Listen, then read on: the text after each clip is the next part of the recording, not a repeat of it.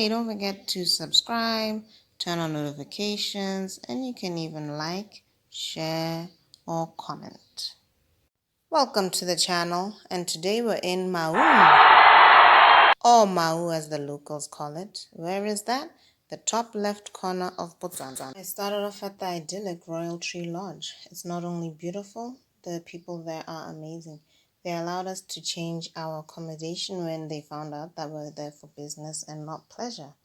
It's a great place to stay when you want to unwind, but you can see like just how far from town it is just from this video that I'm showing right now. It's too far for business, and I was trying to do a bit of both mixed business and pleasure. But Maung is a place with a lot of accommodation. Like there. Okay, I think that's just for hiring stuff out. There, Kessa's chalets. This place I thought was quite cute. I like the little huts. I like the poolside, all of that. So it looked like a really nice place to hang out. This one is Crocodile Camp Safari and Spa. I hope I said that right. That's the spa area.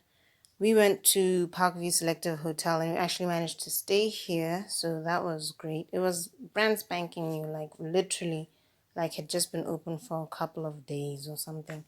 It was nice. We also stayed at Maun Lodge, and this is like the well-established type of a place which has been there for ages, and they know what they're doing, and they've got it all under control. They've got the regular rooms, they've got the chalets, dining areas, poolside, everything, and plenty of food.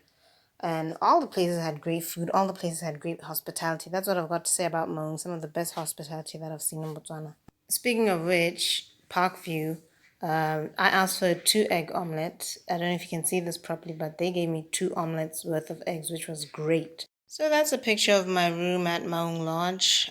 They had the standard amenities, so I'm not going to show you everything. I did like the water bottle because it was one big bottle and, that reduces on the recycling. And it's necessary because the water in Maung is very brown. I think you can see it. Sometimes I guess they're using the Bowsers. I didn't have much time in Maung, but I did manage to squeeze in a game drive with African Excursions. We were actually quite a big group of 6 cars. Some of the roads, because of the rains, they were not easy to go through, but these guys were true professionals and, they maneuvered and we didn't have any problems, like no car tipped over or anything like that. So big up to them. One other thing I liked about them, they're very conscious of keeping the place as pristine as possible. And, they even stopped the convoy just to pick up some can that some other group had thrown before us. So I really respected them a lot for that. So we got to see different animals, different vegetation, loads of birds, but I love the lions the most. I've been to several places. Lions are really hard to get to see, and sometimes you only get to see them behind a fence. Other times they're far away. But these ones, literally, they were like so close, so right up close. Like if I just put my hand out of the truck, I mean, they could have literally just come and licked it. Well, hopefully. So I really loved that, seeing the lions, and so soon into our journey. Other animals that we saw were the hippos, which can also be difficult to find. And really, we were just blessed on this drive because we managed to see everything, like all the animals were there.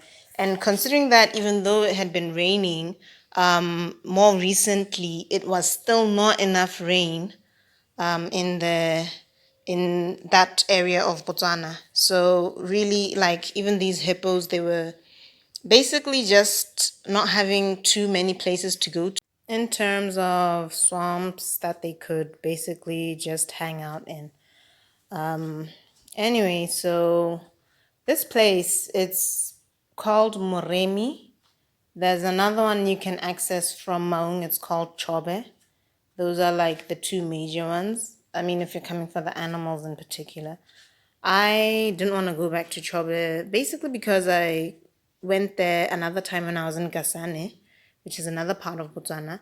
And basically, Chobe is so huge that you can access it from Kasane or Maung. although Kasane and Maun basically have like a 5 hour drive between them. So that's like how big that park is. I don't know, park, game reserve, one of the two. Anyway, so like you can still see with the hippos, there were so many of them and they were all like just squished together in one place because there was really not enough rain. And I think I have a picture you'll see later of the Tamalakane River. Tamalakane River is a huge river that passes through Maun. It was looking so dry, heartbreakingly dry. And, when the rains aren't enough, these are things that happen. I liked how the habitat kept changing to accommodate the different animals. Excuse me. There we have some giraffes. I wasn't using a very strong camera. I was just using the one from my phone. So some of these pictures, I could have gotten way better pictures, but I basically forgot to pack my camera. I know, it's terrible.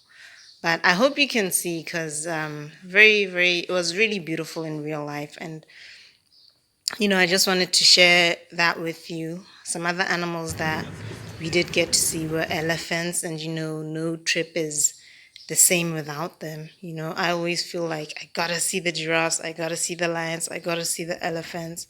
Like those three are like my big three, and just loved seeing the elephants. Very, very peaceful type of an animal.